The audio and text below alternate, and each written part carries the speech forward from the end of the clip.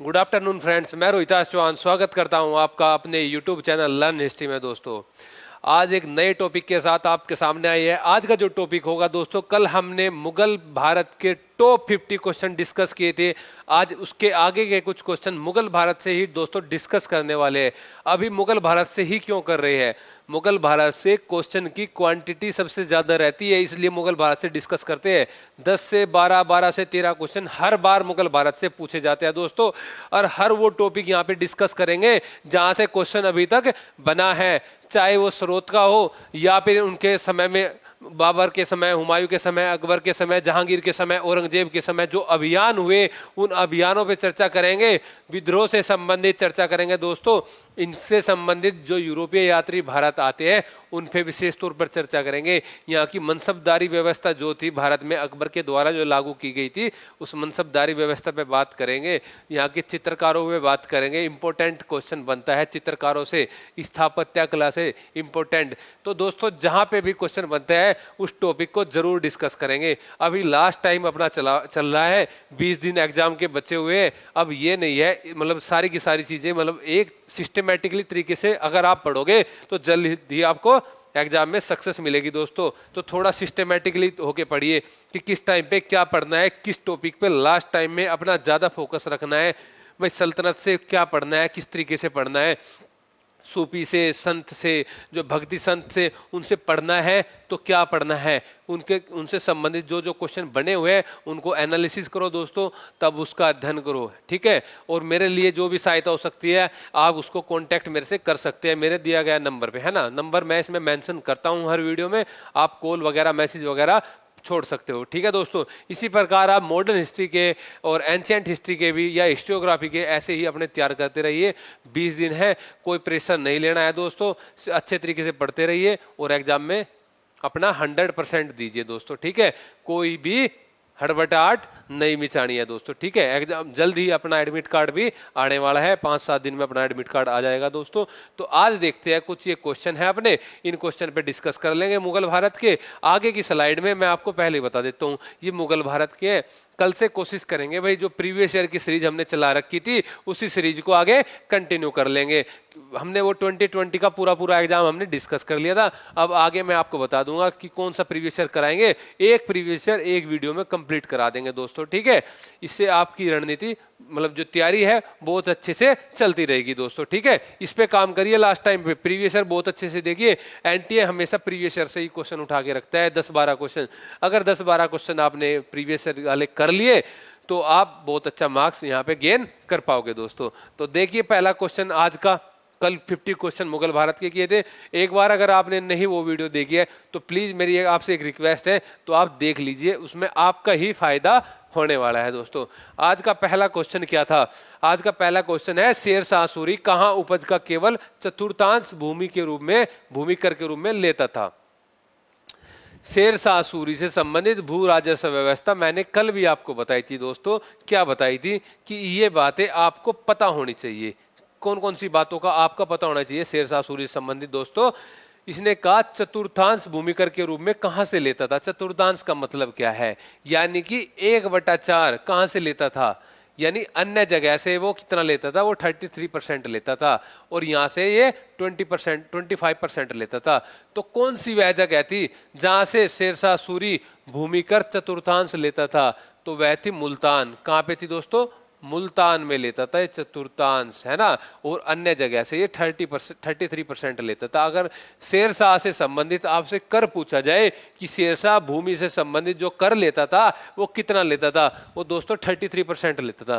कितना लेता था? 33%। और मुल्तान एक अपवाद था जहां से वह 25% दोस्तों लेता था, ठीक है। अब आप एक बात देख लीजिए, शेरशाह सूरी ने जो भूमि का जो विभाजन किया था 3 भागों में किया था। किस किस में? उत्तम में, मध्यम में और निकृष्ट में। उत्तम, मध्यम और निकृष्ट में, इन 3 भागों में भूमि का विभाजन किया था दोस्तों। किसने? शेरशाह सूरी ने। आपसे डायरेक्ट क्वेश्चन पूछ लिया जाएगा, उत्तम, मध्यम और निकृष्ट भूमि का विभाजन किस बादशाह के द्वारा किया गया था? तो शेरशाह सूरी के द्वारा किया गया था। इसके द्वारा ही खेत बटाई, लंक बटाई और रास बटाई जो प्रणाली जो शुरू की थी, किसके द्वारा हुई थी दोस्तों? शेरशाह सूरी के द्वारा ही खेत बटाई, लंक बटाई और रास बटाई शुरू हुई थी। और आप अगर बात करो 33% तो ये भूमि कर के रूप में लेता था, और इसके अलावा कुछ जरीबाना शुल्क भी लेता था ये 2.5%, महाशिलाना शुल्क भी लेता था 5%, और अन्य कर भी लेता था ये 2.5%, है ना।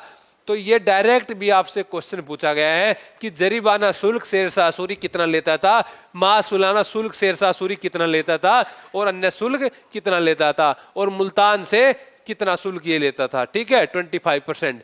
इसके भू राजस्व प्रथा का एक ही बस जो वीक पॉइंट क्या था वो ये था कि इसने भूमि को तो उत्तम में, मध्यम में और निकृष्ट में बांट दिया था, लेकिन कर ये सभी जगह से एक समान लेता था दोस्तों। कौन? शेरशाह सूरी। यही इसकी एक वीक पॉइंट यहाँ पे भू राजस्व व्यवस्था से संबंधित थी। तो मैंने आपको बताया शेरशाह सूरी से संबंधित सारी की सारी भू राजस्व व्यवस्था कि कैसी इसकी भू राजस्व व्यवस्था थी। ठीक है दोस्तों, और आगे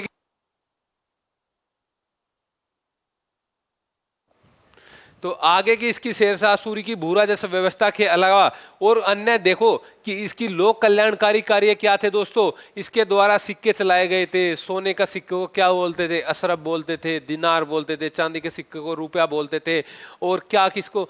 शेरशाह सूरी बहुत ज्यादा इंपॉर्टेंट है दोस्तों, इसके अभियान सारे के सारे देख लीजिए। एक क्वेश्चन भी उससे क्वेश्चन से क्वेश्चन निकालने की कोशिश किया करो, तभी आप एग्जाम में अच्छा कर पाओगे दोस्तों। ठीक है, सेकंड क्वेश्चन देखिए भाई। सेकंड क्वेश्चन क्या था? शहजादा शाहजहां के सन 1622 के विद्रोह का संबंध शहजादा जहांगीर के निम्नलिखित हुक्म से था। यह बोला है जहांगीर ने 1622 में शाहजहां को क्या हुक्म दिया था?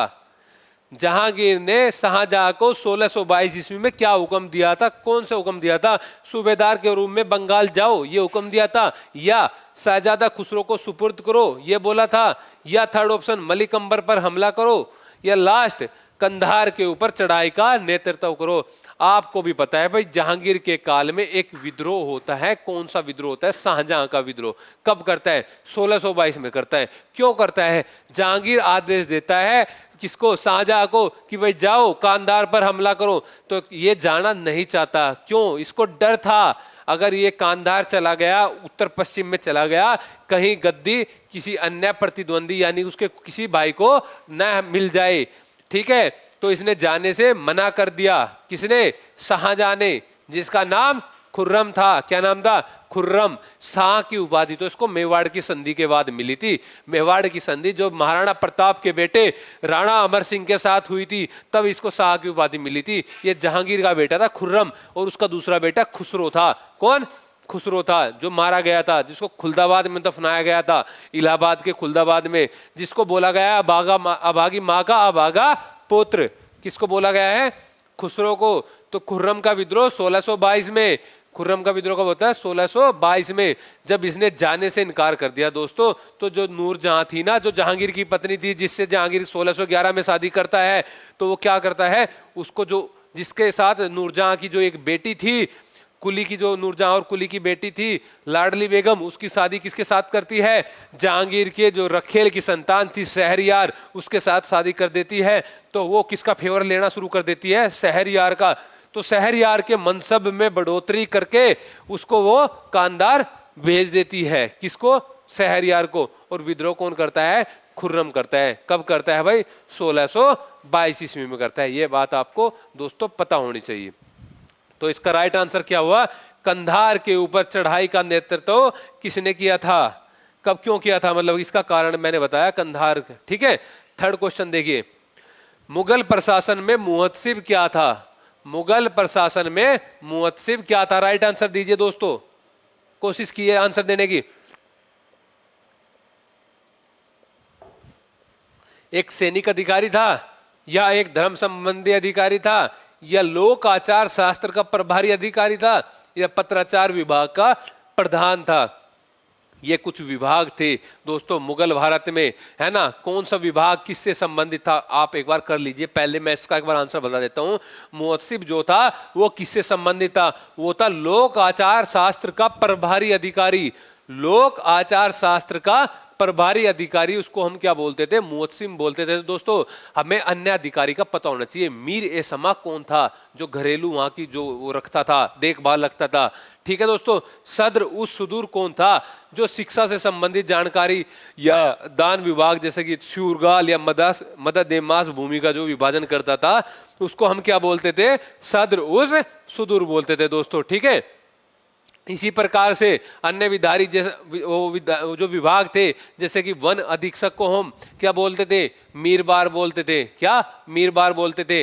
अख्त बेगी था, कुरबेगी था, ठीक है। ये कुछ पद थे दोस्तों, ये मीर बख्शी था, बख्शी था, तो सारे के सारे पद देख लीजिए एक बार, बहुत ज्यादा इंपॉर्टेंट है, क्वेश्चन बनने वाला है दोस्तों यहां से, इसको आप मत छोड़िए। इसका राइट आंसर क्या हुआ? लोक आचार से संबंधित कौन सा अधिकारी? ये था मुअत्सिब। कौन? मुअत्सिब दोस्तों। नेक्स्ट क्वेश्चन देखिए, फोर्थ क्वेश्चन। भू राजस्व आकलन का की 3 पद्धतियों बटाई एवं खेत बटाई, लंक बटाई का संबंध किससे था? खेत बटाई, लंक बटाई और रास बटाई का संबंध किससे था? गल्ला बख्शी से था, नस्क से था, कनकूत से था या जब्त से था? ये कुछ भूमि से संबंधित प्रणाली थी दोस्तों। तो जो खेत बटाई, लंक बटाई, रास बटाई का जो संबंध था वो था गल्ला बख्शी से। किससे था? गल्ला बख्शी से दोस्तों। किससे? गल्ला बख्शी से। ये गल्ला बख्शी, ठीक है। ये खेत बटाई मैंने आपको बताया, लंक बटाई और रास बटाई ये क्या था? खेत बटाई ये था खड़ी फसल को ही उसमें आपस का विभाजन कर देना, मतलब ये बांट लेना खड़ी फसल के आधार पे। और लंक बटाई था कि भाई कट हो जाती थी लेकिन बिना भूसे के जो बंटवारा होता था उसको हम लंक बटाई बोलते थे। और जो रास बटाई होती थी, जब भूसा निकलने के बाद जो विभाजन होता था उसको हम रास बटाई बोलते थे। ये खेत बटाई, लंक बटाई, रास बटाई ये बाद में अकबर ने चलाई, पहले शेरशाह सूरी से संबंधित, पहले शेरशाह सूरी से संबंधित थी ये खेत बटाई, लंक बटाई, रास बटाई दोस्तों। तो राइट आंसर गल्ला बख्श है ना। तो नेक्स्ट क्वेश्चन देखिए, यह क्वेश्चन भारत में पुर्तगालियों के आगमन से संबंधित मैंने डाल दिया। क्यों डाल दिया? जब हमने चर्चा की थी तो ये टॉपिक हमने वहां पे थोड़ा डिस्कस नहीं किया था। क्या टॉपिक था? कि भाई पुर्तगाली लोग आते हैं, पुर्तगाली लोगों की फैक्ट्री का क्या नाम था? फ्रांसीसियों की फैक्ट्री का क्या नाम था? डचों की फैक्ट्री का क्या नाम था? तो ये फैक्ट्री का नाम आपको दोस्तों याद रखना है, आपके लिए बहुत ज्यादा इंपॉर्टेंट है। क्या था? जैसे पुर्तगाली फैक्ट्री थी, पुर्तगाली फैक्ट्री की कंपनी का नाम एस्तादो दा इंडिया था। पुर्तगाली फैक्ट्री की कंपनी का क्या नाम था? एस्तादो दा इंडिया था। फ्रांस की फैक्ट्री का नाम बताइए। और हॉलैंड की फैक्ट्री, यानी कि हॉलैंड कौन थे? नीदरलैंड वाले थे, यानी कि डच थे ये हॉलैंड। कभी हॉलैंड से कंफ्यूज हो जाओ कि ये हॉलैंड कौन थे, ये हॉलैंड ही डच थे दोस्तों, ठीक है। तो फ्रांस की जो कंपनी का नाम था वो था कंपनी दा इंडे ओरिएंटल, ना कि बेरिंग दे ओस्ट इंडी से कंपनी। बेरिंग दे ओस्ट इंडी से कंपनी जो थी वह किसकी थी? डच वालों की थी भाई। तो दूसरा और तीसरा दोनों सही नहीं है। सही कौन सा है? सही हमने इसमें बताना था, इस चीज पे काम करना है। सही पूछा गया है या गलत पूछा गया है दोस्तों? सही पूछा गया है तो पहला आंसर इसका सही था, यानी कि ए ऑप्शन इसका बिल्कुल सही है दोस्तों। तो आंसर आप क्या लगाओगे? इसका ए, इसका आंसर लगाओगे। ये कुछ कंपनी थी, ईस्ट इंडिया कंपनी अंग्रेजों की थी, पुर्तगालियों की एस्टाडो दा इंडिया थी, फ्रांस की कंपनी दा इंडेस ओरिएंटलिस थी, या हॉलैंड की बेरिंग द ओस्ट इंडी से कंपनी। दोस्तों चारों का याद रख लो, आ सकता है एग्जाम में आपके, है ना। ठीक है दोस्तों, 6th क्वेश्चन देखिए, मनसबदारी व्यवस्था में मंथ स्केल या महावारी प्रथा किसने प्रारंभ की? सबसे पहले आपको ये मनसबदारी पता होना चाहिए। मनसबदारी शुरुआत किसने की थी? मनसबदारी की दोस्तों ये की थी अकबर ने। मनसबदारी व्यवस्था की शुरुआत अकबर ने की थी। कब की थी? अपने शासनकाल के 19वें वर्ष। कब की थी? अपने शासनकाल के 19वें वर्ष। 19वां वर्ष हमें पता नहीं कब था भाई। 1556 में गद्दी पे बैठता है और 1556 में आप 19 जोड़ोगे 1575 में। 1575 में इसने किसकी शुरुआत की थी? मनसबदारी व्यवस्था की शुरुआत की थी। और 1575 में इसने इबादत खाना की भी शुरुआत की थी। किसकी? इबादत खाना की। किसने? अकबर ने। अकबर की बात कर रहे हैं। ये इबादत खाना वही था जो 1581 में बंद हो गया था, लेकिन पूर्णतः 1582 में ये बंद हो गया था। अगर क्वेश्चन आए कि पूर्णतः इबादत खाना कब बंद हुआ था, तो 1582 में हुआ था दोस्तों। पूर्णतः कब हुआ था? 1582 में हुआ था, ठीक है। और ये क्वेश्चन यहाँ पे पूछा गया था महालवाड़ी या मतलब महावाड़ी है ना, मंथ स्केल, महान मनसबदारी की व्यवस्था के तहत मंथली किसने दिया शुरू किया था? तो शुरुआत तो अकबर ने की थी इसकी मनसबदारी व्यवस्था की 19वें वर्ष में। जात सवार ये पद जुड़ते गए। अगर बात की जाए मंथली, तो वो इसका राइट आंसर होगा शाहजहां। क्या राइट आंसर होगा दोस्तों? शाहजहां इसका राइट आंसर होगा, ठीक है दोस्तों। नेक्स्ट क्वेश्चन देखिए, शेरशाह के द्वारा भू राजस्व से अतिरिक्त जनहित के उपयोग हेतु लिए जाने वाले अतिरिक्त कर का प्रतिशत कुल भू राजस्व का कितना था? कुल भू राजस्व का कितना था? मैंने आपको बताया भाई, शेरशाह सूरी भूमि से संबंधित जो कर लेता था, नॉर्मली कर लेता था 33%, मुल्तान को छोड़कर मुल्तान से लेता था 25%, और कुछ इसके अलावा अतिरिक्त कर भी लेता था। ज्यादातर जो अतिरिक्त कर थे वो अतिरिक्त करते 2.5%, महाशिलाना 5% लेता था। अतिरिक्त करते 2.5%, महाशिलाना कितना लेता था? 5% लेता था दोस्तों। राइट आंसर क्या हुआ? 2.5%। क्या हुआ? 2.5% हुआ दोस्तों। नेक्स्ट क्वेश्चन देखिए, 8th क्वेश्चन, किस आधुनिक इतिहासकार ने सतनामी विद्रोह को औरंगजेब की धार्मिक नीतियों के विरोध में हिंदू प्रतिक्रिया की संज्ञा दी है? सबसे पहले आपको यह पता होना चाहिए सतनामी विद्रोह कहां हुआ था दोस्तों। ये जो सतनामी विद्रोह हुआ, ये कहां हुआ था? ये हुआ था हरियाणा में। कहां पे हुआ था दोस्तों? हरियाणा में। हरियाणा के किस जगह पे? नारनौल में। कहां पे? नारनौल में। ये सतनामी लोग कौन थे? ये मूलतः तो किसान थे। कौन थे? मूलतः किसान थे। इन्होंने विद्रोह किया था किसके समय में? औरंगजेब के समय में। किसके समय में? औरंगजेब के समय में। किसके समय में? हिंदू प्रतिक्रिया की संज्ञा दी गई थी इस विद्रोह को। अगर आप बोले ये डायरेक्ट ये क्वेश्चन आपसे पूछ ले, सतनामी विद्रोह किसके समय में हुआ था, तो वो हुआ था औरंगजेब के समय में। और पूछे आपसे किसको हिंदू प्रतिक्रिया की संज्ञा किसने दी, तो वो दोस्तों दी थी किसने? ईश्वरी प्रसाद ने। किसने? ईश्वरी प्रसाद ने दोस्तों। राइट आंसर ईश्वरी प्रसाद ने। सतनामी विद्रोह औरंगजेब के समय, नारनौल में। कहां पे? नारनौल में, ठीक है। 9th क्वेश्चन देखो दोस्तों, मुगल भू राजस्व प्रशासनिक शब्दावली जिहाद क्या था? भाई शब्दावली जहां दिख जाए ना, उसको तो एकदम कैच कर लीजिए। शब्दावली को बिल्कुल भी मत छोड़ो दोस्तों। शब्दावली तो पूछी ही पूछी जाती है। तो जिहाद क्या था? जिहाद जो था वो निर्धारित करों के अतिरिक्त एक अतिरिक्त दे था। ये जो कर दिए जाते थे उसके अलावा भी एक कर दिया जाता था, उसको हम जिहाद बोलते थे। मालो जिहाद। ये आप जब अकबर मतलब मुगल भारत की भू राजस्व व्यवस्था जहां आप पढ़ेंगे, वहां पे आपको ये जिहाद भी मिल जाएगा, ये शब्दावली भी मिल जाएगी दोस्तों। तो जिहाद जो था निर्धारित करों के अतिरिक्त एक देय कर था, ठीक है दोस्तों। Right answer. इसके अलावा 10th क्वेश्चन देखिए दोस्तों। क्वेश्चन को बहुत अच्छे से देखिए दोस्तों, निश्चित ही फायदा मिलने वाला है आपको इससे, सच बता रहा हूं। 10th क्वेश्चन देखिए, निम्नलिखित में से कौन सा एक चित्तौड़ की संधि 1615 की शर्तों के विषय में सही नहीं है? हम क्वेश्चन के माध्यम से सारा का सारा टॉपिक जहां इंपॉर्टेंट लगता है उसको डिस्कस कर रहे हैं दोस्तों। आप देखना इस चीज को, आपको फायदा मिलेगा जरूर इसका। चित्तौड़ की संधि अगर यहाँ आ गया तो चित्तौड़ की संधि आपको ये पता होना चाहिए कि चित्तौड़ की संधि हुई किसके बीच थी, कौन शासक था उस समय? मुगल बादशाह। भाई मुगल बादशाह उस समय जो था जहांगीर था। 1615 दे दिया ना, तो यहां से कैच कर लेना। 1605 में जहांगीर बैठ जाता है अकबर के बाद 1627 तक। तो 1615 में जहांगीर था। चित्तौड़ की संधि और अकेले व्यक्ति के साथ तो कोई संधि नहीं होती, किसी के साथ तो ना कुछ ना ट्रीट हुई होगी ना, तो वो हुई थी। मेवाड़ का शासक कौन था? मेवाड़ का शासक अमर सिंह। कौन था? अमर सिंह। ये अमर सिंह कौन था? आपने महाराणा प्रताप का नाम सुना होगा, हल्दी घाटी वाले युद्ध का, उसका बेटा था ये अमर सिंह। और अमर सिंह के साथ ये संधि हुई थी। कौन सी संधि हुई थी? मेवाड़ की संधि। कब हुई थी? चित्तौड़ की संधि 1615 में हुई थी। इस संधि में कुछ शर्त रखी गई थी, है ना। जो किला था, जो दुर्ग था, वो उनको वापस कर दिया था। किसको? अमर सिंह को। बोला था भाई आप इसकी किलाबंदी नहीं करोगे, आप मुगलों से वैवाहिक संबंध रखो या ना रखो, आपकी मर्जी, है ना। और उसने अपने पुत्र को इनके दरबार में भेजा था। कहाँ? जहांगीर के दरबार में। किस कौन से पुत्र को भेजा था? करण सिंह को। किसको भेजा था? करण सिंह को, संधि के तहत भेजा था। ठीक है दोस्तों, तो इसमें कुछ ऑप्शन दिए गए हैं, ऑप्शन को आपने हटाना है कि कौन सा ऑप्शन इसमें गलत है। तो पहला ऑप्शन क्या था? जहांगीर प्राचीन राजपूत वंशों को समाप्त करने के पक्ष में नहीं था।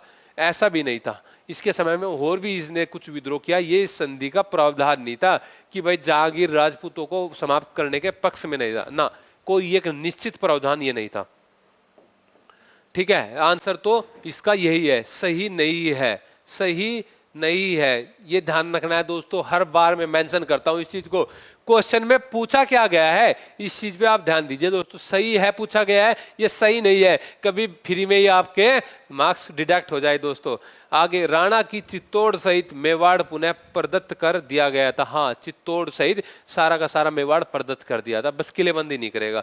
राणा चित्तौड़ में पुनर्निर्माण एवं सुदृढ़ीकरण नहीं कर सकेगा, बिल्कुल सही बात है। राणा को व्यक्तिगत रूप से मुगल दरबार में उपस्थित रहना था। यस, अमर सिंह ने किसको भेजा था? अपने पुत्र करण सिंह को भेजा था। कहां पे? मुगल दरबार में। कब? चित्तौड़ की संधि में। चित्तौड़ की संधि 1615 में, 1615 यानी कि जहांगीर के समय में, जहांगीर के समय में दोस्तों। ठीक है, 1615 चित्तौड़ की संधि आपको विशेष तौर पर याद रखनी है। नेक्स्ट क्वेश्चन देखिए, निम्नलिखित में से कौन सा एक मुगल मनसबदारी व्यवस्था के विषय में सही नहीं है? नहीं है, इस पे ध्यान देना है दोस्तों। मनसबदारी व्यवस्था मैंने अभी बताई, आप ऑप्शन को पढ़िए, आंसर देने की कोशिश कीजिए, कमेंट बॉक्स में छोड़िए इसका आंसर। ठीक है दोस्तों,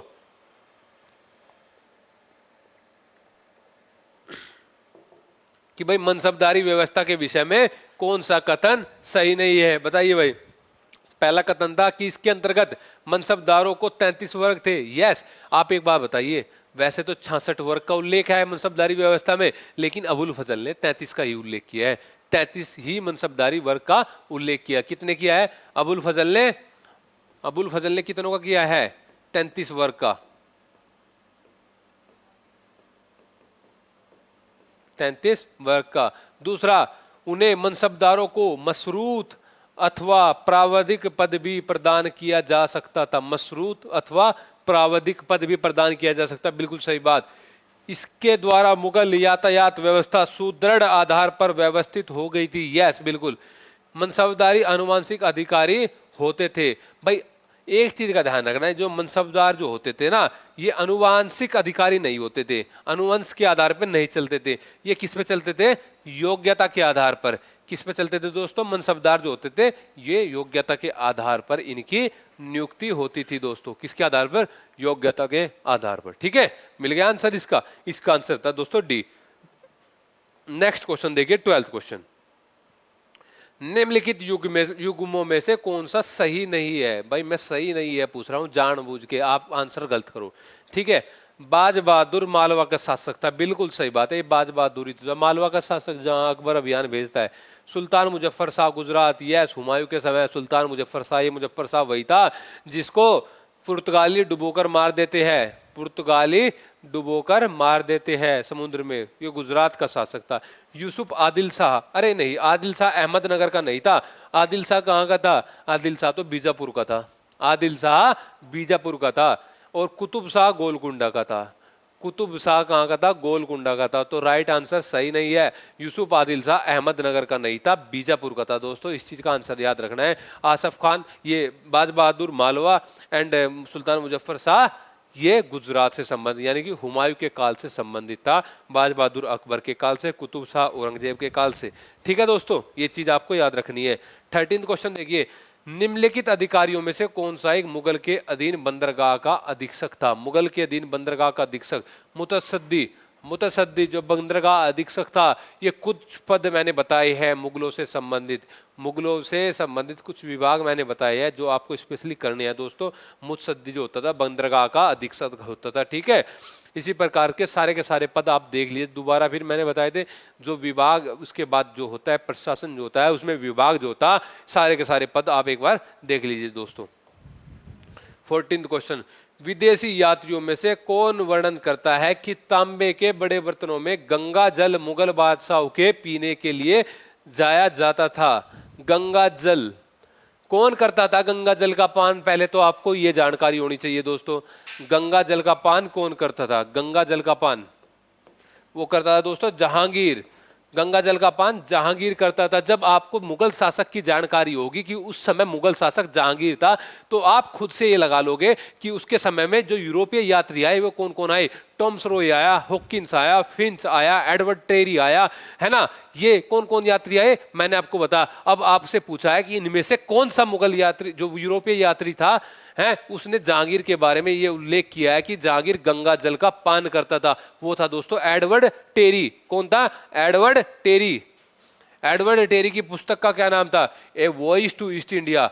a voice to East India. Edward Terry की पुस्तक का नाम था दोस्तों a voice to East India. ये याद रखनी है, एडवर्ड टेरी। रॉल्फ फिंच भी इसके समय में आया था, टॉम्स रॉय भी इसके समय में आया था। ठीक है दोस्तों, ये चीज देखनी है भाई कौन सा यूरोपियन यात्री किसके समय में आया और किस चीज को उल्लेख कर रहा है। हमेशा बोलता हूँ जहांगीर के समय, शाहजहां के समय, औरंगजेब के समय। भाई आप याद कर लो इस चीज को, कम इसको मत छोड़ो ढिलाई, इसको मत करो, है ना।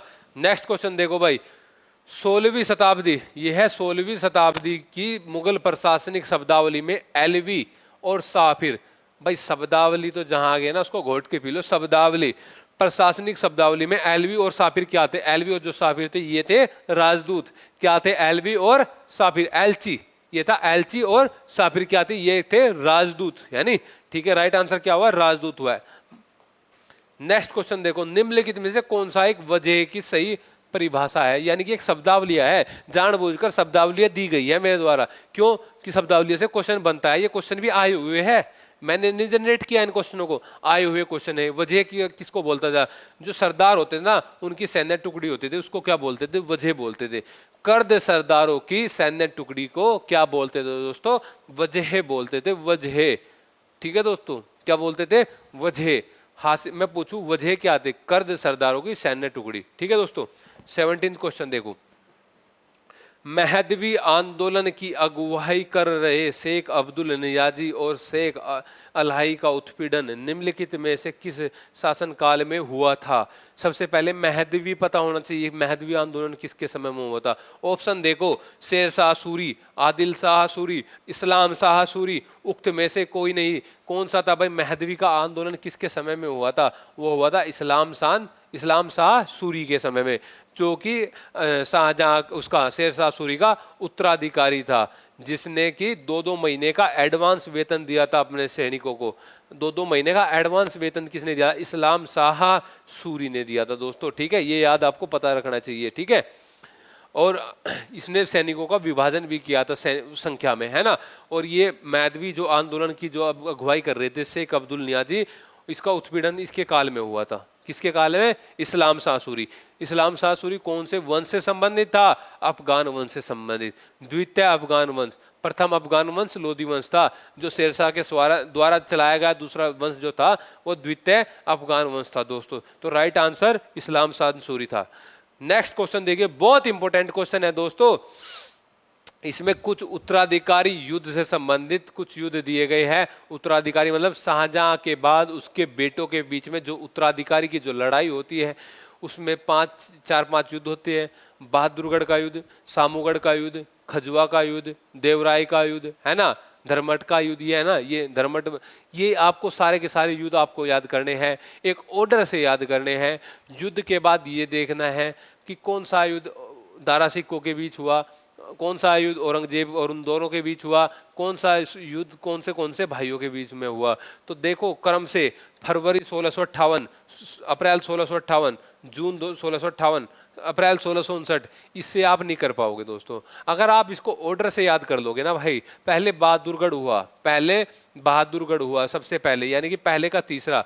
बहादुरगढ़ के बाद धर्मट हुआ, धर्मट के बाद सामूगढ़ हुआ, सामूगढ़ के बाद एक खजुआ हुआ था, वो ऑप्शन में नहीं है, और खजुआ के बाद लास्ट देवराय का युद्ध हुआ था। ये 5 युद्ध हुए थे उत्तराधिकारी के लिए, जब जाके औरंगजेब गद्दी पे बैठा था, और तब जाके औरंगजेब ने आलमगीर की उपाधि धारण की थी 1658 में, और अपने फादर यानी कि शाहजहां को कैद कर दिया था। कहाँ पे? आगरा के किले में, शाहबुर्ज में। ठीक है दोस्तों, तो राइट आंसर क्या हुआ? बी राइस का राइट आंसर था। नेक्स्ट क्वेश्चन देखिए, 19th क्वेश्चन, निम्नलिखित मुगल सेना नायकों में से कौन एक बुंदेलों के विरुद्ध शाहजहां के द्वारा नहीं भेजा गया था। बुंदेलों का विद्रोह शाहजहां के समय में हुआ था कि कौन सा इसमें इसके द्वारा नहीं भेजा गया था? तो ये इसका पुत्र था औरंगजेब। दारा सिकोह भी सबसे बड़ा पुत्र था किसका? शाहजहां का। मावत खान नहीं था, मावत खान एक अन्य व्यक्ति धन से संबंधित। ठीक है दोस्तों, तो इसने किसको नहीं भेजा था वहां पे अभियान में? दारा सिक्कों को। किसको? दारा सिक्कों को। संस्कृत एक कलंदर की उपाधि धारण की थी। संस्कृत एक कलंदरीय शाखा को मानता था। कौन? दारा सिक्को। ठीक है, दारा सिक्कों को आपको एक बार देख लेना अच्छे से। ठीक है, इससे संबंधित युद्ध कौन कौन से हुए थे? उत्तराधिकारी युद्ध जो हुए थे। ठीक है, तो राइट आंसर बी था दोस्तों। 20 क्वेश्चन देखो, मुगल काल में निम्नलिखित में से किसके अधिकार असीमित थे? किसके अधिकार असीमित थे या किसके अधिकार सीमित थे, ये भी पूछ सकते हैं। तो अगर बात आए असीमित की तो वजीर तफवीज, वजीर तफवीज, और सीमित की बात आए वजीर तनफीज, वजीर तनफीज। ये तो सैनिक विभाग से था, ये खाने से संबंधित जो मामले देखता था, मीरे समा बोलता था उसको। ठीक है दोस्तों, 21 क्वेश्चन देखो एक बार, निम्नलिखित में से किसने उर्दू शायरी का जनक कहा जाता है? उर्दू शायरी का जनक किसको कहा जाता है? शमसुद्दीन वली को। किसको कहा जाता है? शमसुद्दीन वली को। अगर मैं आपसे पूछूं उर्दू को राजकीय संरक्षण किस उत्तरकालीन मुगल शासक ने दिया था? दोस्तों वो दिया था मोहम्मद शाह रंगीला रोशन अख्तर ने, 1719 से 1748 जिसका टाइम पीरियड होता है दोस्तों, उसने किसको क्या दिया था? उर्दू को संरक्षण दिया था अपने दरबार में। और शमसुद्दीन वली को उर्दू शायरी का जनक बोला जाता है, आपको ये चीज पता होनी चाहिए। 22 क्वेश्चन देखो दोस्तों, parties and politician in Mughal court, ये पुस्तक है parties and politician in Mughal court, Satish Chandra, उत्तरकालीन मुगल से संबंधित है। Parties and politician in Mughal court का लेखक कौन है? सतीश चंद्र है दोस्तों। कब औरंगजेब ने आलमगीर की उपाधि धारण की थी?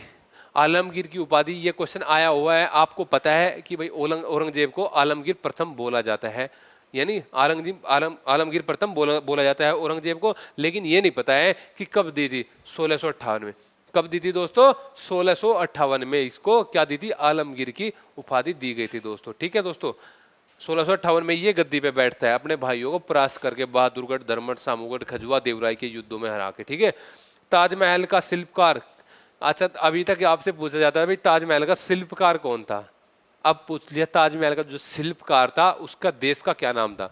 उसके देश का नाम था टर्की।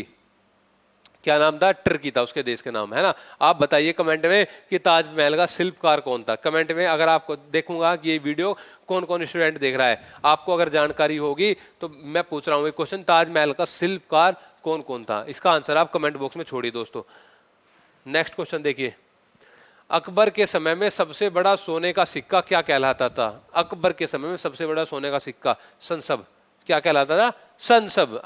सिक्के तो आप कर लीजिए एक बार, शाहजहां उसके कर लीजिए, शेरशाह सूरी के भी, और एक बार इसके भी कर लीजिए, है ना। सिक्के इल्तुतमिश के द्वारा चलाया गया सिक्कों क्या बोलते थे? चांदी के सिक्कों को क्या बोलते थे इल्तुतमिश के द्वारा? तांबे के सिक्कों क्या बोलते थे शेरशाह के समय में?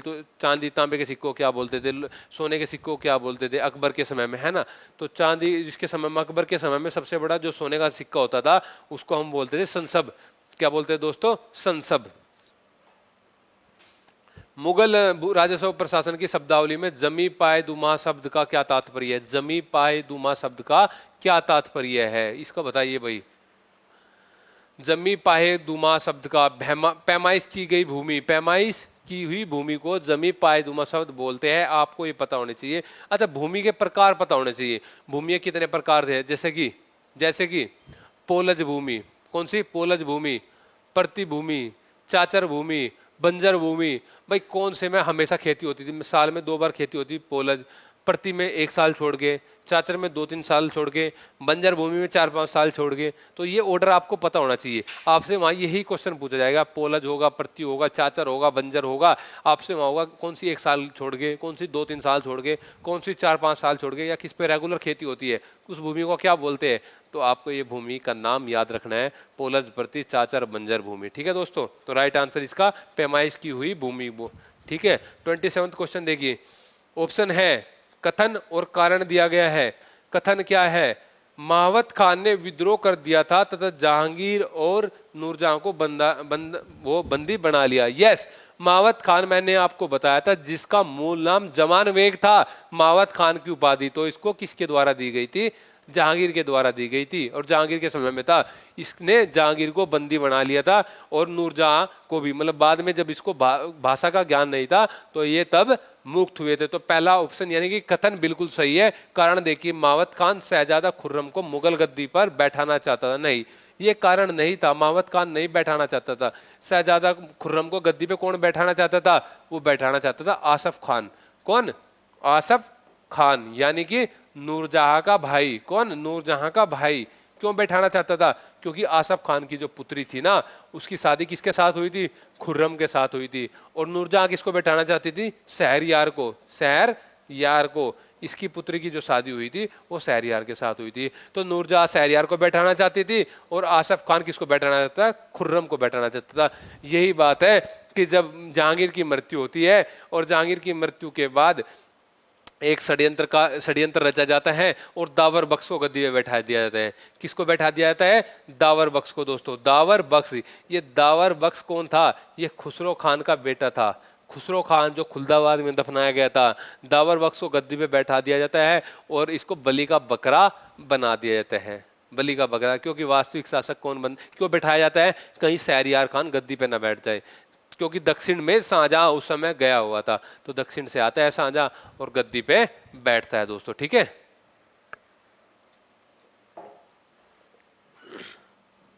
तो इसका पहला कथन सही है लेकिन कारण गलत है। तो आंसर क्या होगा दोस्तों? इसका आंसर होगा सी। कथन सही है, कारण गलत है। नेक्स्ट क्वेश्चन देखिए, निम्नलिखित में से किसके शासकों को तरफदार कहते थे? तरफदार किसको कहते थे? बीजापुर और गोलकुंडा के शासक थे। बीजापुर और गोलकुंडा के शासकों को क्या बोलते? तरफदार बोलते थे। ये बीजापुर और गोलकुंडा दोनों किसके समय में मिलाए गए थे दोस्तों? ये औरंगजेब के समय में। किसके समय में? औरंगजेब के समय में। और अहमदनगर शाहजहां के समय में मिलाया गया था, है ना। पता होना चाहिए भाई, गोलकुंडा का शासक कौन था, बीजापुर का शासक कौन था। कमेंट बॉक्स में छोड़िए अगर आपको जानकारी है, ठीक है। 29वां क्वेश्चन देखो, किस निम्नलिखित यूरोपीय व्यापारिक कंपनी के पर्यवेक्षण में कासिम बाजार नगर ने 17वीं शताब्दी में सर्वाधिक मात्रा में रेशमी धागे का उत्पादन किया? रेशमी धागे का उत्पादन 17वीं शताब्दी में कौन सी कंपनी ने किया था? फ्रांसीसी ने किया था, इंग्लिश ने किया था, डच ने किया था, डेनिश ने किया था? आंसर दीजिए भाई, देखते हैं पता है कि आपको। इसका जो उत्पादन किया था वो किया था किसने? डचों ने, यानी कि हॉलैंड वालों ने। किसने? हॉलैंड वालों ने इसका उत्पादन किया था दोस्तों, ठीक है, 17वीं शताब्दी में। 13वां क्वेश्चन देखियो, एक विशाल मुगल स्मारक ने किस भाग में प्राय चाप स्कंद प्राप्त होता है? चाप स्कंद कहां से प्राप्त होता है? मतलब एक किस मुगल स्मारक ने प्रवेश द्वार से चाप स्कंद प्राप्त होता है दोस्तों। 31वां क्वेश्चन देखिए, निम्नलिखित में से किसने सर्वप्रथम यूरोपियन जल धातु मुद्रण यंत्र में रुचि ली? किसने ली भाई? मुकर्रब खान ने। किसने ली? मुकर्रब खान ने इसमें क्या ली? सर्वप्रथम यूरोपीय जल धातु मुद्रण यंत्र में रुचि ली। 32 क्वेश्चन देखो, कंधार कब हमेशा के लिए मुगलों के हाथ से निकलकर सफावियों के हाथ में चला गया? कंधार 1622 में। कब? 1622 में। क्यों चला गया? मैंने आपको बताया, शाहजहां ने जाने से इनकार कर दिया था, तो ये चला गया शाहजहां। और बाद में कंधार वापस आ जाते हैं अली मर्दान खान, मैंने आपको बताया था 1638-39 में, है ना। अली मर्दान खान ये कंधार वापस मुगलों को दे देता है, उसको सूबेदारी प्रदान की जाती है अली मर्दान खान को। जब मैंने पहले 50 क्वेश्चन कराए थे उसमें बताया था, एक क्वेश्चन उसमें आया था कि भाई एक अमीर जो थे मावत खान, एक जहांगीर से संबंधित थे, एक अकबर से संबंधित थे, एक औरंगजेब से संबंधित थे अफजल खान, और एक थे शाहजहां से संबंधित यानी अली मर्दान खान। तो अली मर्दान खान की बात जो थी, अली मर्दान खान ने ही कांधार को वापस किया था। तो राइट आंसर वो ईस्वी सन 1622 ईस्वी में इनके हाथों से निकल जाता है दोस्तों। नेक्स्ट क्वेश्चन देखिए, औरंगजेब ने दक्कन में निम्नलिखित में से किन दो राज्यों को जीता था? औरंगजेब ने, मैंने आपको बताया दक्कन में औरंगजेब ने किन किन दो राज्यों को जीता था। वो जीता था दोस्तों अहमदनगर तो शाहजहां ने जीता था, ये तो है नहीं। अहमदनगर शाहजहां ने जीता था, ये भी नहीं है। बीजापुर और गोलकुंडा 1686 और 1687 इन दोनों ईस्वी में बीजापुर और गोलकुंडा को आपस में मिला लेता है, मुगल साम्राज्य में जीत लेता है। कौन? औरंगजेब। औरंगजेब कब तक जिंदा रहता है? 1707 में। जिंदा पीर किसको बोला जाता है? औरंगजेब को बोला जाता है जिंदा पीर, है ना। कुरान भी कंठस्थ थी औरंगजेब की। दिल्ली सल्तनत में फिरोज तुगलक के बाद नहरों से पानी की आपूर्ति पर ध्यान देने वाला पहला मुगल शासक कौन था? फिरोज तुगलकों को नहरों का निर्माता बोला जाता है। लेकिन ये पूछ रहा है कि मैं फिरोज तुगलक के बाद में नहरों पर ध्यान मुगल काल में किसने दिया था? तो वो दिया था शाहजहां ने। किसने दिया था दोस्तों? शाहजहां ने नहरों पे ध्यान। ऑप्शन में आपको अकबर भी मिलेगा, जहांगीर भी मिलेगा, हुमायूं भी मिलेगा। तो आपको आंसर क्या करना है? शाहजहां। क्या करना है दोस्तों? शाहजहां ने नहरों पे ध्यान दिया था। किसके बाद? फिरोज तुगलक के बाद। एंड लास्ट क्वेश्चन देखो दोस्तों आपके लिए आज का, निम्नलिखित में से किस राजपूत राज्य के उत्तराधिकारी के मामले में सम्राट जहांगीर ने हस्तक्षेप किया था और अपनी पसंद के व्यक्ति को राज सिंहासन पर बैठाया था? बहुत इंपॉर्टेंट क्वेश्चन है, बहुत इंपॉर्टेंट क्वेश्चन है। क्वेश्चन को दोबारा पढ़िए। जहांगीर ने कब किसके मामले में हस्तक्षेप किया था और किस अपने पसंद के व्यक्ति को राज सिंहासन पर बैठाया था? कहाँ पे? आमेर में, या मारवाड़ में, या बीकानेर में, या जैसलमेर में? बताइए कहाँ पे? जैसलमेर में। कहाँ पे दोस्तों? जैसलमेर में बिठाया था। ठीक है, इसका राइट आंसर क्या हुआ? जैसलमेर हुआ।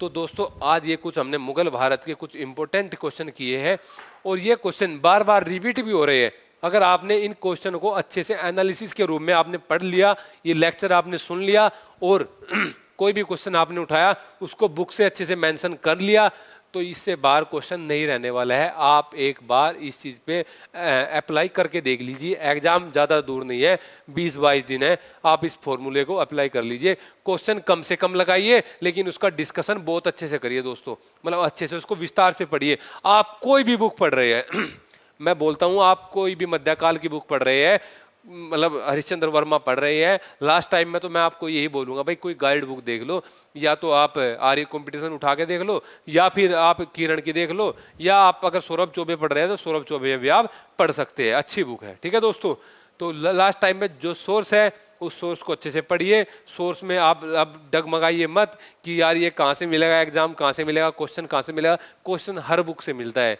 बस शर्त है कि हम वो बुक अच्छे से कर रखी है, कई बार अच्छे से पढ़ रखे हैं। जब भी आप किसी भी बुक को आप पढ़ते हैं उसमें से नई नई चीज़ मिलती रहती है, आप उसको अंडरलाइन करते चलिए दोस्तों, उस पर काम कीजिए दोस्तों। नई बुक नई बुक को नहीं बदलना है। ठीक है दोस्तों, तो ये क्वेश्चन किए। अब कोशिश करेंगे आगे, आपको कोई अगर सुझाव हो तो आप उसको कमेंट बॉक्स में छोड़िए दोस्तों कि सर ये टॉपिक होना चाहिए, इस पे हमेशा क्वेश्चन बनता है। अगर मैंने आपका सुझाव अच्छा लगा तो उस पर मैं दोस्तों जरूर काम करूंगा 1-2 दिन में। अब मैं आपके सामने जो नेक्स्ट वीडियो लेके आऊंगा वो प्रीवियस ईयर क्वेश्चन का पूरा पेपर होगा। जब 50 क्वेश्चन आते थे यानी कि 2013 से, तो पूरा पेपर मैं डिस्कस करूंगा दोस्तों। अगर आपको वीडियो अच्छी लगे तो प्लीज शेयर और सब्सक्राइब एंड कमेंट जरूर कीजिए दोस्तों। ठीक है, अगर अच्छी ना लगे तो अनलाइक भी जरूर कर दीजिए। तो मिलते हैं दोस्तों नेक्स्ट वीडियो में, तब तक के लिए थैंक्स।